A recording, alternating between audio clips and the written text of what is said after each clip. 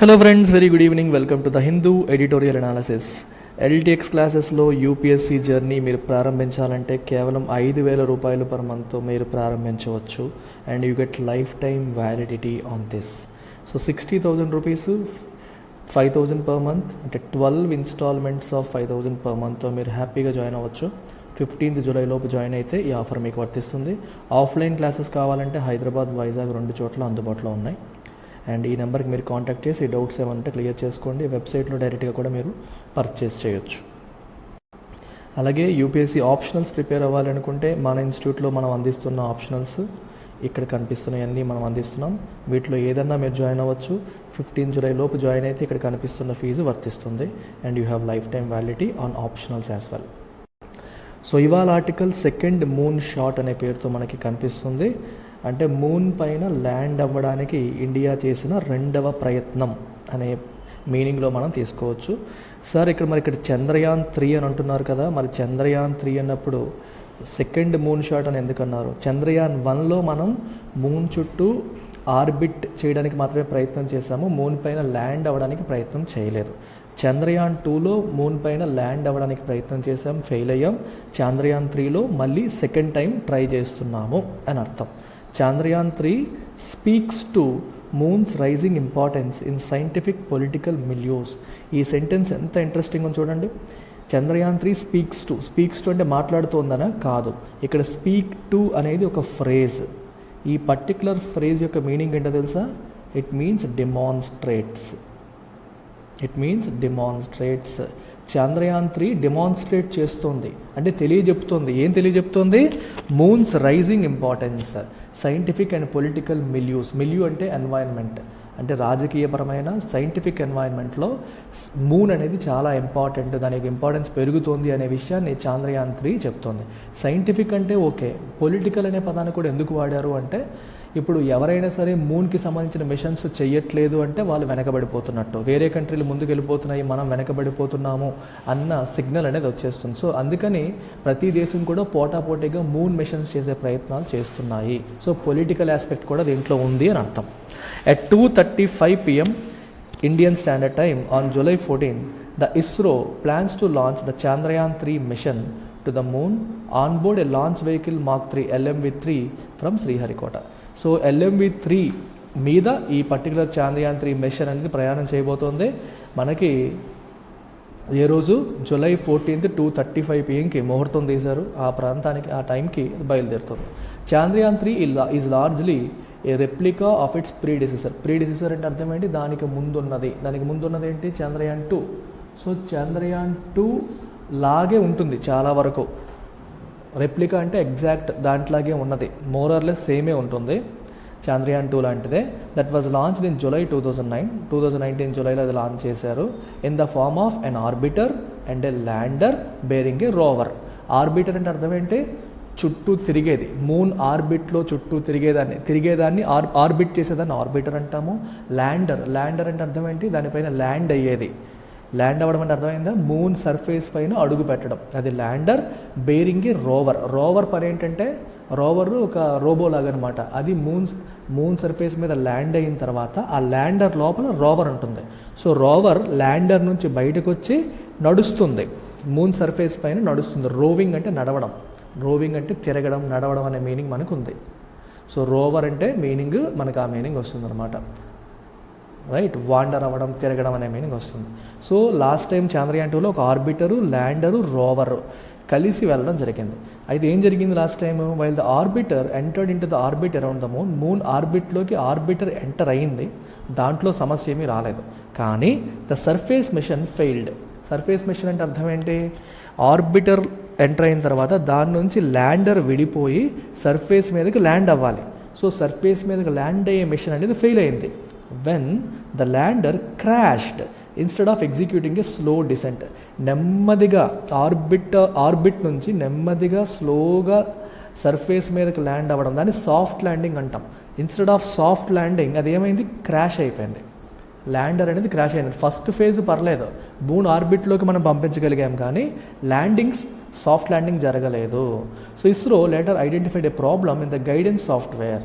So ISRO తర్వాత guidance సాఫ్ట్వేర్లో ప్రాబ్లమ్ని ఐడెంటిఫై చేసింది. అంటే ఆర్బిటర్ నుంచి బయటకు వచ్చి అది మూన్ సర్ఫేస్ మీద ల్యాండ్ అవ్వడానికి మధ్యలో దాన్ని గైడ్ చేసే సాఫ్ట్వేర్లో ఇష్యూ ఐడెంటిఫై చేసింది. And an unexpected dispersion in the propulsion system during certain phases of the descent అవుతున్నప్పుడు ప్రొపల్ చేయడం అంటే పుష్ చేయడం, పైకి పుష్ చేయడాన్ని ప్రొపల్ చేయడం అంటాం. సో ఈ ప్రొపల్షన్ సిస్టమ్ అనుకున్నట్టుగా ఫంక్షన్ అవ్వలేదు. దానివల్ల మనకి ఏమైందంటే it crashed instead of soft landing. In Chandrayaan-3 the rocket will place the payload in an elliptical orbit around the earth. చూసారా, Chandrayaan-3లో మూన్ ఆర్బిట్లోకి వెళ్ళట్లేదు. రాకెట్ అంటే లాంచ్ వెహికల్. సో ఈ పర్టికులర్ మిషన్ని క్యారీ చేస్తున్న లాంచ్ వెహికల్ ఏదైతే ఉందో, రాకెట్ ఏదైతే ఉందో, అది ఎలిప్టికల్ ఆర్బిట్ అరౌండ్ ఎర్త్ ఆర్బిట్లో పెడుతుందంట. Where a propulsion module will take over and pilot the lander to a circular orbit around the moon. So earth ఆర్బిట్లో దీన్ని పెట్టినప్పుడు ఎర్త్ ఆర్బిట్ నుంచి దీన్ని తీసుకెళ్ళి మూన్ ఆర్బిట్లోకి ఒక ప్రొపల్షన్ మాడ్యూల్ టేక్ ఓవర్ చేసి ఈ ల్యాండర్ని మూన్ ఆర్బిట్లోకి తీసుకెళ్తుంది. మూన్ ఆర్బిట్లోకి ల్యాండర్ వెళ్ళిన తర్వాత finally the lander will detach. Moon ఆర్బిట్లో మరి తిరిగేదే ఉండదు.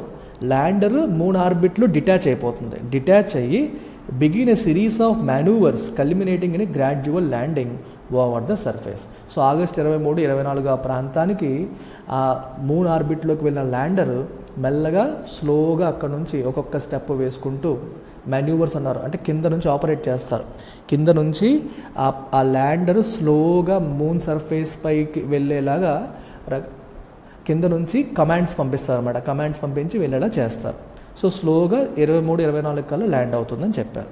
To improve the chances of success at this stage, ఈ స్టేజ్లో సక్సెస్ని ఇంప్రూవ్ చేయడం కోసం, లాస్ట్ టైం ఆ స్టేజ్లోనే కదా ఫెయిల్యూర్ వచ్చింది. So ISRO has strengthened the lander's leg, lander యొక్క లెగ్స్ని స్ట్రెంథెన్ చేసింది. లోవర్డ్ ఇట్స్ మినిమం థ్రస్ట్ని లోవర్ చేసింది. థ్రస్ట్ అంటే ఎంత ఫోర్స్తో టచ్ చేస్తుంది అనేది, దాన్ని లోవర్ చేసింది. Enhanced the availability of power అవైలబిలిటీని పెంచింది. అండ్ అప్గ్రేడెడ్ ద ల్యాండింగ్ సీక్వెన్స్ని అప్గ్రేడ్ అంటే కొంచెం బెటర్గా ల్యాండ్ అయ్యేలాగా ఇస్రో అప్డేట్ చేసిందనమాట. This will be India's second attempt to soft land a lander. So ల్యాండర్ని సాఫ్ట్ ల్యాండ్ చేయడానికి ఇండియా చేస్తున్న రెండో ప్రయత్నం ఇది. Chandrayaan-2లో ప్రయత్నం చేసింది మొదటిసారి, 1లో ప్రయత్నించలేదు. సో 3లో మళ్ళీ ఇప్పుడు ప్రయత్నం చేస్తుంది. And rover on the lunar surface, రోవర్ని కూడా, ల్యాండర్ ల్యాండ్ అవుతుంది, ల్యాండర్ లోపల రోవర్ ఉంటుంది, రోవర్ వచ్చి రోవింగ్ తిరుగుతుందన్నమాట. And demonstrate end to end capability in the relevant technologies. అలాంటి టెక్నాలజీస్లో మనకున్న ఎండ్ టు ఎండ్ క్యాపబిలిటీని డెమాన్స్ట్రేట్ చేయడానికి ఇండియా చేస్తున్న రెండవ ప్రయత్నం అని చెప్పొచ్చు.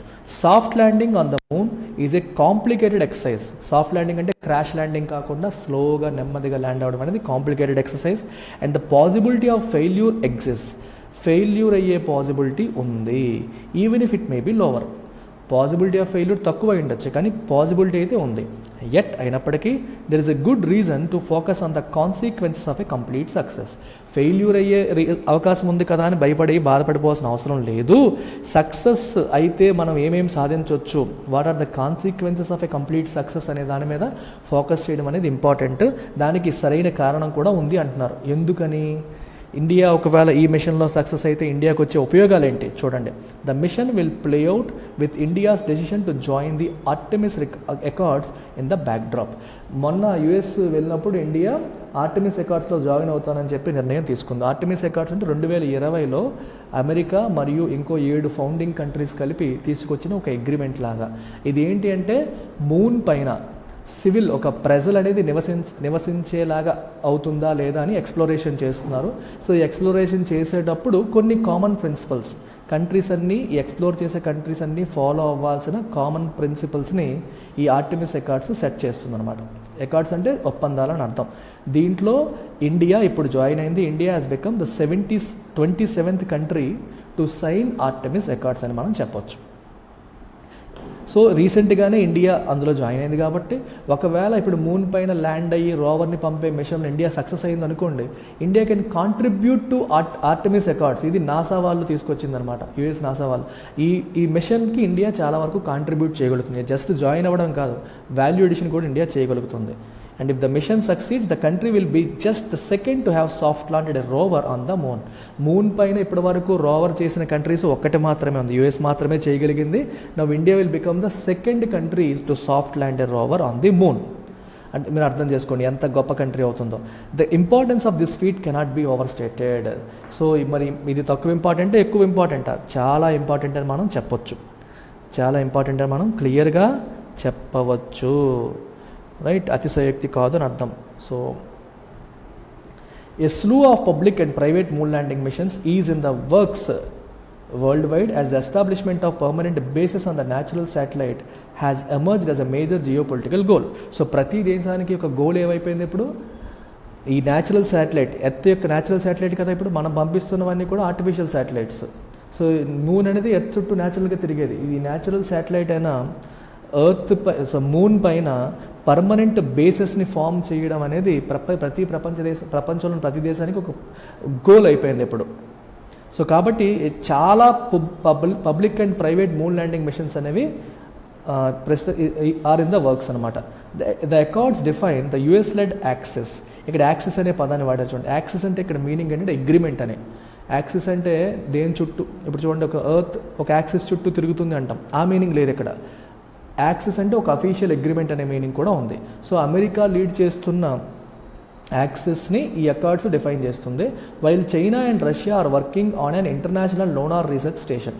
చైనా రష్యా ఇంకోవైపు ఇంటర్నేషనల్ లోనార్ రీసెర్చ్ స్టేషన్ పైన వర్క్ చేస్తున్నాయి. ఇంకో అకార్డ్స్ ఏమో యూఎస్ లీడ్ చేస్తున్న initiative. The success of Chandrayaan 3 will also make it the surface mission closest to the lunar south pole. So Chandrayaan 3 ఒకవేళ సక్సెస్ అయితే అది లోనార్ సౌత్ పోల్కి క్లోజెస్ట్గా ఉన్న మిషన్ కింద అవుతుంది టు డేట్ ఇప్పటి వరకు. ఏ రీజన్ ఆఫ్ ఈ సౌత్ పోల్ అనేది ఎటువంటి రీజన్ అంటే a region of the moon that has been found to be geopolitically unique. అది జియోలాజికలీ యూనిక్, అదొక యూనిక్ ప్లేస్గా ఐడెంటిఫై చేశారు. And it is a host to spots in permanent shadow.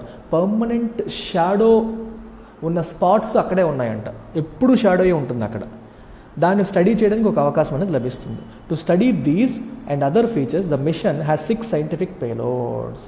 So ఈ స్పాట్స్ని study చేయడానికి, మూన్ పైన ఉన్న సర్ఫేస్లో ఉన్న అదర్ ఫీచర్స్ని స్టడీ చేయడానికి ఈ చంద్రయాన్ 3 మిషన్లో 6 సైంటిఫిక్ పేలోడ్స్ని క్యారీ చేస్తున్నారు. పేలోడ్ అంటే మనకి రాకెట్లో క్యారీ చేసే ఆ ఐటమ్ని మనం పేలోడ్ అంటాం. ఇట్ క్యాన్ బి ఎనీథింగ్, అది ఏదైనా కావచ్చు, శాటిలైట్ కావచ్చు, ఏదైనా కావచ్చు. సో 6 సైంటిఫిక్ పేలోడ్స్ని పంపిస్తున్నారు, అవి స్టడీ చేస్తాయి అక్కడికి వెళ్ళి. ఏ 7th ఇన్స్ట్రుమెంట్, ఈ 6తో పాటు 7th ఇన్స్ట్రుమెంట్ కూడా ఉంది. అది ఎక్కడుందంటే ఆన్ ద ప్రొపల్షన్ మాడ్యూల్ ఉంది. మీకు ప్రొపల్షన్ మాడ్యూల్ గుర్తుందా? ఎర్త్ ఆర్బిట్ నుంచి మూన్ ఆర్బిట్కి ఈ ప్రొపల్షన్ మాడ్యూలే ఈ పర్టికులర్ ల్యాండర్ని క్యారీ చేసి ఇక్కడ తీసుకొచ్చింది. సో ఈ ప్రొపల్షన్ మాడ్యూల్లో 7th ఇన్స్ట్రుమెంట్ ఉంది. ఈ 7th ఇన్స్ట్రుమెంట్ ఏం చేస్తుందంటే it will profile the science of life on earth. అసలు ఎర్త్ పైన సైన్స్ ఆఫ్ లైఫ్ని స్టడీ చేస్తుంది, ప్రొఫైల్ చేస్తుంది. అంటే ఎర్త్ పైన ఎందుకు జీవం అనేది సాధ్యమైంది, దేనివల్ల మనకి జీవం అనేది ఎర్త్ పైన ఉంది, మిగిలిన వాటిపైన లేవు.